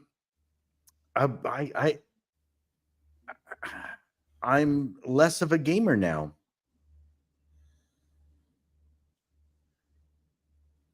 Well, and I never was, so maybe that's a prerequisite to be into 4DX. I don't know. Again, I've never tried it. I don't know if it has anything to do with gaming. From my understanding, it makes the movie more like a ride, because you're in these seats that move with the movie. You get atmospheric elements like that kind of add to the effect sense. And your seat moves. That's what I'm saying, is that it just feels too video gamey. Yeah, I see what you're saying, and I agree completely. Like, for instance, when I watch a movie and I want to be immersed just looking at the screen, I don't want to be distracted by the seat moving or some guy squirting water in my face or steam being blown. Like, I don't want that. You're thinking of the Rocky Horror Picture Show. It's okay.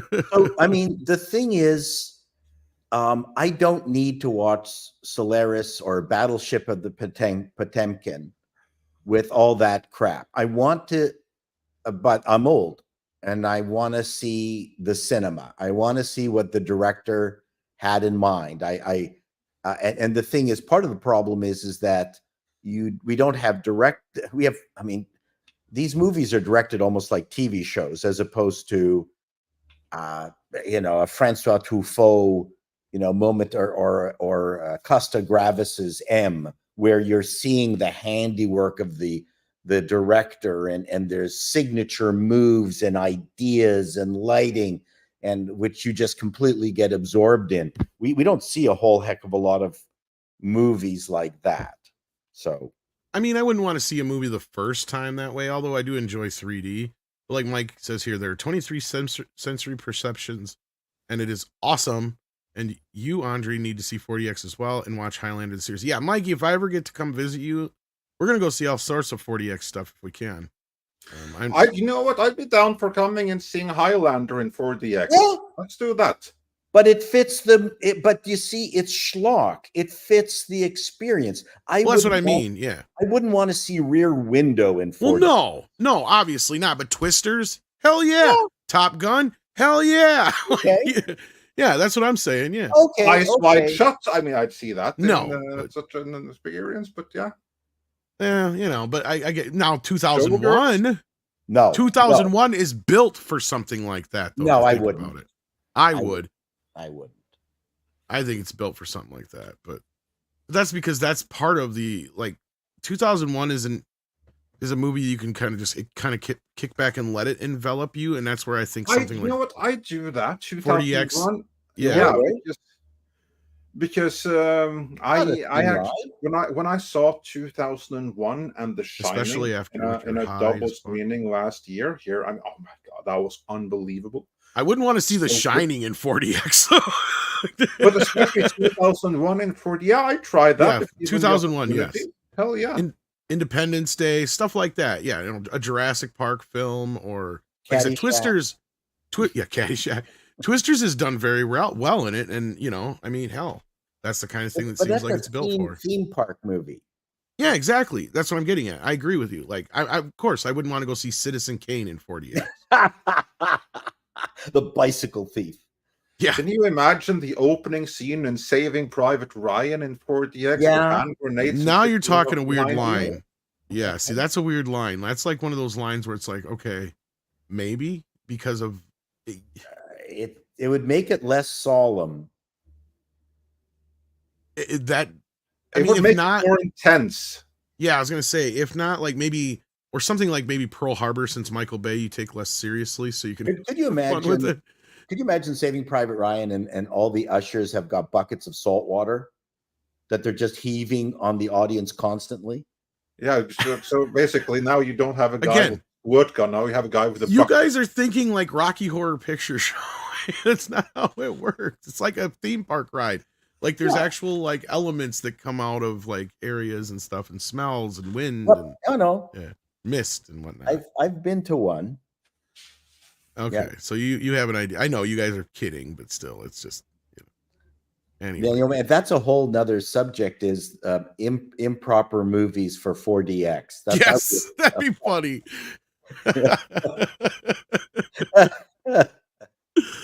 Oh yeah. Yeah, we saw that Lincoln movie in 40X. Yes. Yeah.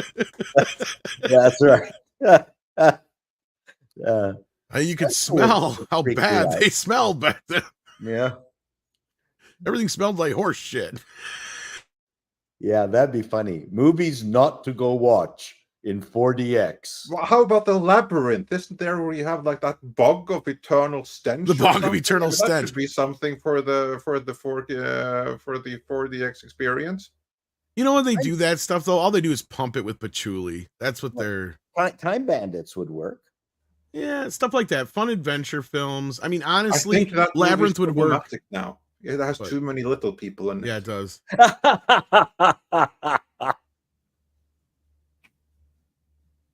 Yeah. Yeah. I just you just wait for Time Bandits to be the next movie to get the treatment of the Song of the South. Well, it's the TV show, but yeah. It's I wonder when I think this TV show starts in August. No, it's already in process. Like half the episodes are already out. Oh, what streamer is it on? It's on Apple. It's on Apple. Okay, I gotta watch it. There's that Matt Damon movie I want to see on Apple. Yeah, that's also out by now. But yeah, no, I mean, at least half or more than first half of season 1 of Time Bandits is already out on Apple. I haven't even seen anybody reviewing it. No, nobody knows. Wow, that's terrible. There's no little people in it. Apparently, it's not too bad. The Time Bandits? Yeah, I would have been more apt to watch bad. it before I found out about that story about the actress that didn't get the job thought she was going to get. Because that's what I was saying is I don't know if Disney was ever really contemplating hiring little people, but on the other hand, they were for Time Bandits until Peter Dinklage's little fucking speech. I didn't like Lisa Kudrow in the trailer. I don't really like Lisa Kudrow. You could have stopped there. No, well, that's mean. I'm sure she's a nice person, and she's never she said may be, anything but bad about. She's never said anything bad about you. it's because she doesn't even know I fucking exist, Paul. Well, that's Well, why she she's seems never very said real to anything me. bad. If she knew, she'd say something mean. You Oh, know of course, I say mean things about you all the time. You it, should, especially behind my back. absolutely. Hyperguyver 2 says with 5, rest in peace, Rachel Lillis, the voice of Team Rocket's Jesse and Misty. Team Rocket blasting off for the last time. Yeah, I heard about this. Sadly, cancer. Yeah. Very young. Too bad. Not very familiar with her work, but for those who are, it's a sad day. And yeah, cancer really sucks. Especially if it comes really quickly. Yeah. In turbo Then you got JWT6577, who's been a member for 21 months. Thank you for that. STR Red Wolf is here with $4.99. Says Zootopia 2 already is exciting the furry community. Oh no. So that's going to be a hit there. That does not help. Zootopia 1 is a furry anthem as it is. In addition to it being an incredibly good movie in its own right, because it really is. If you haven't seen it, Zootopia is pretty fantastic. Not impersonal. But It's just just do not Google Zootopia fan art. You do not want to go there. It's just a fine line for me, but it's all good. It's all good, I guess. As long as you're adults and consenting. Michelle C's been here for 5 months and sends in a $5 super chat and says, Tom, please stop saying girls don't, because some girls do. I love you guys. Well, I know I generalize a little too much, but when I mean that, I mean the general female populace usually. You mean most girls don't. Yeah, and especially not usually ones that are within our audience, because yeah, we know you guys are the girls that are into the cool stuff. Yeah. Whenever we say something that can be considered as disparaging or something, we don't intend it that way, and especially not to everyone here listening to us. You are, of course, exempt from anything when we talk about generalities. That's why they're generalities. But she is right. I do need to watch that a little bit more. Connor Dorian sends in 2 and says, what about the new trailer for Mufasa? Nobody cares. That's going to be a flop. And rightfully so. Like, yeah, nobody, I seen like less interest for people, like even, that's the thing with Snow White, there's an audible hatred and anger over it because they wanted something more out of it. And Snow White is kind of like they may not be the most popular of the princess films, but it holds a special place for the Disney nerds because it's the #1 film. Disney. Exactly. Yeah. Kind of like how Nightmare on Elm Street is, New Line is the house that Freddy built. Yes. Whereas Disney is the house that Snow White built. Yeah. Yeah. Whereas Mufasa, that's just a sequel to a live action remake. So it falls into the mostly harmless, don't care category. That's the difference. And it never had the baggage associated with it that Snow White does. My prediction. Oh, go ahead. Yeah, no, sorry. I was just saying, there was no actors behind that coming out saying weird, all the stuff that happened in the original that you all love. That was a weird thing. We're going to change it completely. None of that's the case in Mufasa. So that fits right into the mostly harmless category, and very few cares. Well, and I feel like this one is going to play out kind of like how Captain Marvel did compared to the Marvels, and I'll tell you why. The first movie came out when you still had a couple of those live action Disney movies that worked, right? And because at first that's what the fans really wanted, was just kind of like the same thing the animated version was, only real and slightly expanded upon and kind of grounded in reality. right? And that's kind of what you got out of the first few. It's when they started doing like, and the Lion King was a different kind of animal. It made $1 billion, but what did everybody comment about it afterwards? How stilted all the animals were, because it's kind of hard to get a real performance out of a real animal, look, at least a real looking animal. Let's say they were all animated, but it's really difficult to emote the face of a realistic looking lion as opposed to an animated one where you can actually add more humanistic elements to it. So people I think felt really disconnected from the characters compared to, you know, Cinderella and some of the other stuff that had come out before that, if that makes sense. I don't know if you guys agree with that or not, but I think that was a big problem. Yeah. And because with Captain Marvel there was this, oh, I can't miss out on it because I think it's going to be part of you know, the whole Infinity War saga thing.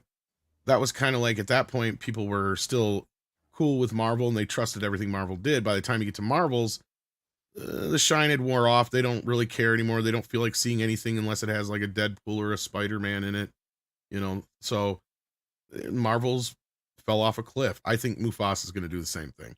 I think the sheen is wore off. I think people know what they know what to expect now as opposed to before. It's been quite a few years since a live-action Disney remake broke $1 billion. Let's put it that. And it's been since pretty much The Lion King, almost, yeah, and Aladdin. So yeah, I think Aladdin was the last one, and this is a sequel to that. So it doesn't even have the news factor of being something new of an old. But well, that's what I'm saying. I think this has less to do with the woke crap. Like Snow White has more to do with Rachel and the wokeness. This has just more to do with, I think, that people are just kind of more like, meh, we've been there, done that, seen that. Yeah, there's nothing woke just about this one. It's more like, really so derivative, so lacking of imagination. Who cares? Yeah. This is, you know what this is? This is that prequel to 101 Dalmatians, where the Dalmatians killed, what's the name of that woman? The one Cruella. Yeah. Cruella. So stupid. This is like Cruella. That's what this is. This is Cruella all over again. How did Cruella do? It did moderately okay, but not great. Yeah. I get the feeling that they're trying to bring it more back in line with Beauty and the Beast. I just get this feeling. For instance, in the trailer, they talk about the Ferris line, which they didn't talk about at all, because the plot, if they haven't changed it, of this updated movie is that it's about power, not being fair. That Rachel feels, or the Rachel version of it, she wants to take the power from the evil queen. They didn't. None of that came through in this trailer, but again, you know what? I think they know what they're doing right now. I think they're afraid of what to make it too girl strident. Here's my prediction about Disney. Everything but Star Wars over the next 2 to 3 years, you're going to notice a big shift in. It's going to, and the reason why they're announcing all these sequels from Toy Story 5 to Zootopia 2 to Frozen 3 is because that's panic mode. That's us going, okay, we gotta grab our biggest things right now, do some sequels to those while we restructure the rest of what we're doing. Because the only original film, again, here's like what, the 3rd or 4th time in a row where they've announced movies, and the only original thing they announced was Elio, or however you pronounce it. That's the same thing. There's a couple of more stuff. Was there? Because I missed them if they were. Because otherwise, they all look like sequels, prequels, and reboots and shit like that to me. There's a Hoppers is a picture. Oh, that's right. There was the Hopper thing. Yeah. Which, and Win or Lose. What the hell is that? It's a TV series. Well, that's a TV series. That's not a movie. True. That's what I was talking about as far as new movie property. Because that's one thing Disney always did have going for them, is they were the creator of IPs. Their IPs, they didn't do sequels like willy-nilly, right? They were always out there creating brand new stuff every time. Every year you'd get like 1 or 2 brand new Disney animated films, at least 1 or 2 original films, if not more. I mean, this was a company that would, the only time they would do remakes would be shit like The Incredible Journey. So other than Avatar, I didn't see any Fox stuff in the list. I know, That would right? be because there wasn't any. Because I mean, Fox would have had a massive slate of films prior to Disney buying them, and I guess they all got nixed. Funny considering one of Disney's biggest hits this year was a Fox film. Yeah, and well, the other thing too is I was thinking that if they have gotten rid of their Hollywood films and those other divisions, which they seem to be ignoring, right?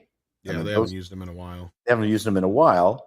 Why not let the Fox people just keep making the films that they've been making, and then start incorporating it into Disney's slate? So that's what I said, Paul. It never made sense to me. They never should have incorporated Fox into Disney at all. No, it should have just been its own separate entity. That I completely agree with. Yeah, and then just pull off the IPs that they want. Agreed. Or better yet, just keep them there within Fox and keep it running as a. Well, I would understand. I would understand making Avatar under the Disney banner. Sure, that I would understand. But the rest of the stuff, you're right. Aliens, that should never touch Disney. So yeah, stay under the Fox banner. Well, Predator, all that stuff. Yeah, but Fox has got global studios. Right. And they are making many small global films all over the world, although that's redundant. I'm sorry. More adult-driven films, though, is what you're getting at. Not family fare. In South America, I mean, I think even Sound of Freedom was made through the South American division of Fox. Fox Searchlight, I believe you're right, yeah. No, well, I mean, Fox South America Searchlight is what I'm saying. Is that could very well be, yes. They have very specific groups. So they are a machinery. They are making movies. They're greenlighting, reading stuff. Yeah. And Fox was one of the last players to actually take chances too. Yeah. And why? And that's, to me, you're right. I agree with you. They should have just left all that machinery going. And but I guess it's because they didn't fulfill Disney's requirements for a new DEI world. I don't think it had more to do with that as it did with Bob's ego and his inability to allow anybody else to have control over anything but him. I see your point. I think that's mainly what it had to do because, like Fox could have just been this other. Kept on going. It should have been like what happened with, when Ted Turner bought New Line Cinema, he didn't do a damn thing to it. All he did was say, here, Bob, here's some money. Now keep doing what you were doing. Just do more of it. Yeah. Right. And that's what he should have done. Yeah. Basically, was they're referring to Bob Shea, not Bob Iger, but that was another Bob. Yeah, Bob is a different Bob, but yes. Disney basically did that with Miramax. Just said, keep making your films back in the heyday. That's how they owned Hellraiser for a while. People keep on forgetting. Hellraiser Bloodline. It's a Disney film.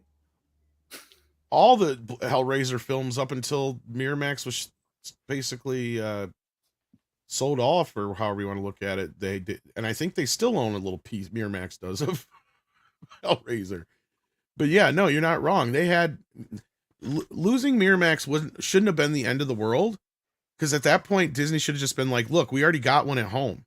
Why do we need a Miramax? Why do we need a Dimension? We've got a Touchstone, and we've got a Hollywood Pictures. And they could have still used those instead of buying Fox. But Fox made sense at the time because they wanted to unify the Star Wars films. They wanted to clean up all the Marvel bullshit. And that's fine. But was it worth $70 billion, Bob? At what cost? At what cost? Exactly. Because at the same time, you killed one of the most prolific, longest running studios in Hollywood. And that's the saddest part about Deadpool and Wolverine for me, is how it ends at that little montage of all the Fox and other classic Marvel films. That kind of made me cry. With the 20th Century Fox logo. And I said, don't think that wasn't on purpose, because we'll never see that logo proper again. Yeah.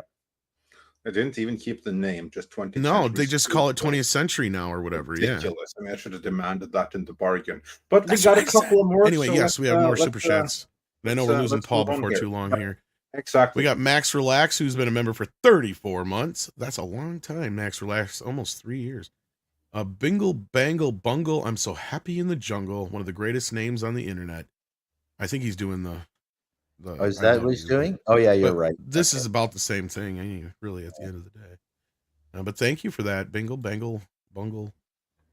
I'm so happy in the jungle. Satan's Retribution sends in 14 South African rands and says thoughts on Wakanda and MCU Zombies, 4 episodes only. Yeah, these are more. Oh, we didn't even talk about animated series. It's a Wakanda animated series, and Marvel Zombies, which is the follow-up to What If, which will kind of like round out that series. And to both of them, honestly, I couldn't care less. There's a couple of good episodes in well, not good. There's 1 or 2 intriguing episodes in Marvel's What If. I'm not really intrigued by Marvel Zombies, and not at all in the Wakanda. We didn't even bring up Iron Fart. We forgot all about that too. Well, there's a reason for that. So did they for a while. Yeah. But yeah, no, I've got zero interest in either one of these. I didn't even know there was a Wakanda series. Oh, there is. Paul, you interested in any of these animated series? Have you even seen the previous ones? I didn't know they existed. Yeah, there you go. That explains that, even though they're officially part of the MCU. And you know what? And that's part of the problem with just everything that's going on right now. Going back to the old TV guide days, every September you got your fall preview guide and you ripped through it, and you knew what movies were coming up. You knew what the TV shows were. I would say there's an awful lot of stuff that people have not heard of, will never hear of in their entire lives. Just too much stuff. They can't keep track of them. Yeah, no, exactly. So not much interest in that, clearly. No, not for me. Yeah, and then Jill Powers, the River Daughter, sent a message saying, Tom, even though I missed the live chat last night, I enjoyed your and Script Doctor's watching of Superman the movie. It reminds me of when I went to see it in the theater, just so good. Yeah, and it's not like a watch party, although the way we do it, you guys actually watch the movie along with us, but it is a commentary. Like, we're talking over the whole movie, right? Like, so, but that's kind of the gimmick. That's the whole point. So you don't get... well, we don't do it through YouTube. We actually do it through a webinar through StreamYard for our yeah, so you don't get doxed. Yeah, we don't have all the problems that way. But yeah, so it's kind of like almost like if you watch an audio commentary on a DVD or whatever, it's kind of like it was Jill who sent me the video of the Batmobile. So thanks, Jill. Nice, very cool. Speaking of Batman, did you guys see this silly story real quick? I just wanted your comment on it because I thought it was just ridiculous. And it just kind of shows you how far Bruce Timm has gone from, being the great Bruce Timm that he was at one time. He says that the Penguin was gender swapped because one of the problems with Batman is there's a lack of good villains. Is that a joke? That's what I said. It's like, what that? The best rogues gallery in comic books, hands down, is Batman's. And anybody, including a 3-year-old kid, can ramble off at least 5 or 6 of Batman's villains now. Yep. So yeah, I just thought that was ridiculous. Well, kudos to Script Doctor, because he is someone that pointed out years ago when this series was first announced that Bruce Timm, he may no longer be the right man for this. Bruce Timm today is not the Bruce Timm of the 90s who made this series. For another example, look at Neil Gaiman. Neil Gaiman, who wrote Sandman in the 90s, is not the same Neil Gaiman who is the showrunner on Sandman on Netflix. They've been captured. They're pod people. Yes. My favorite Batman adversary was the Denturist. I'm not even familiar with that. I was going to say, I think it's somebody who's making not a very popular comic. Well, there's been many of those over the And, years. and I mean, and that's a whole show. How many of our heroes seem to have been captured and turned into pod people? Too many. And I agree with you. Neil Gaiman, well, a lot of these people, it's because they've had children who have somehow transformed and they need to defend their own decisions around that transformation. They have no choice, right? Well, maybe they were the ones pushing for it. There's that too. Well, yeah, especially when you got like, what is it, Angelina Jolie, who's 3 of their kids, or not Angelina. It was a Charlize Theron. The one from Megan Fox. Megan Fox, that's who it is. Yeah, 3 of her kids. Like, come on, statistically, that's 3 out of 3. Yeah, that's just for a quick laugh before we get back to the super chats. A new meme has been born. I believe this is the one that won the internet for today. I don't get this meme. Really? Well, on the top you have the Turkish assassin who was shooting at the Australian dancer. Oh, okay. Yeah. The Australian break dancer. Yeah. So they went all Matrix with. Oh, come on! I thought you'd get that, Paul. I didn't understand. I couldn't recognize what was in the bottom picture. It's very low res on my computer here. I'm sorry. Sorry. All right. It's okay. Because I have a really big screen here, so yeah. I think we're caught up on all the super chats. We are caught up on everything. So with that, Paul, thanks for being here today. Anything you can plug on the way out the door? Well, no, I'm working on a bunch of things, enjoying myself, just writing through. There's nothing more enjoyable than having an idea that actually is problematic at the beginning, and then over days you kind of solve it. That's a really good feeling. I love it when that happens, but you got to work at it. You know what I hate when that happens and you don't have the time to write it down and then it's gone forever. There is that. So anyways, yes, I'm actually going to do a video based on the Batmobile video that Jill sent me, just because it's the 1966 Adam West Batmobile, and I almost teared up. I couldn't believe how much joy it gave me.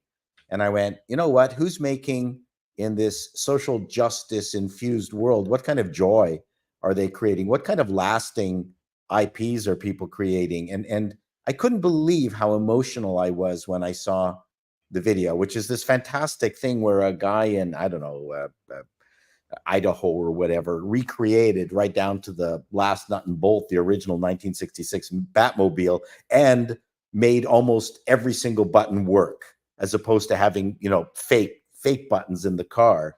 Everything works in it, even the blade that sticks out the front of the. And I got really emotional. I couldn't believe how it affected me.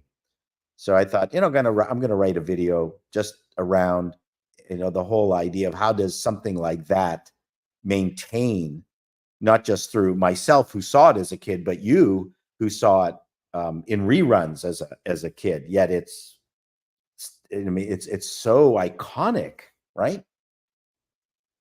So I'm going to do it. I love the Batmobile. It's not my favorite Batmobile. It's my favorite Batmobile. It is. Yeah, I can understand why. No, mine's the '89 one, but I understand why it would be. It was the coolest one we had to that point. Front. No, I enjoy it though. It's probably my second favorite. Yeah, the Tim Burton one was just a giant clitoris at the front. Nah, it's a turbine engine. No, I thought it was a clitoris. Anyways, on that note, but you can diddle with it like a clitoris if you want to. True. I will see you folks. All right. Yes, well, we're getting out of here anyway. You can stick around for some wet marsupials. I'll stick around for the wet marsupials. Thanks everyone for having me. Bye. Yeah, and there should be Toxic Femininity Sounds tonight. like it. So check you back for that. There may be a member stream tomorrow around this time. I just have to check a few more things in the calendar before the final confirmation comes for that. Chato, you're of course invited as well. Jesus de Vila wonders, Tom, will there be Toxic Femininity Should today? be. Sounds like it. The ladies are talking. Yeah, should be.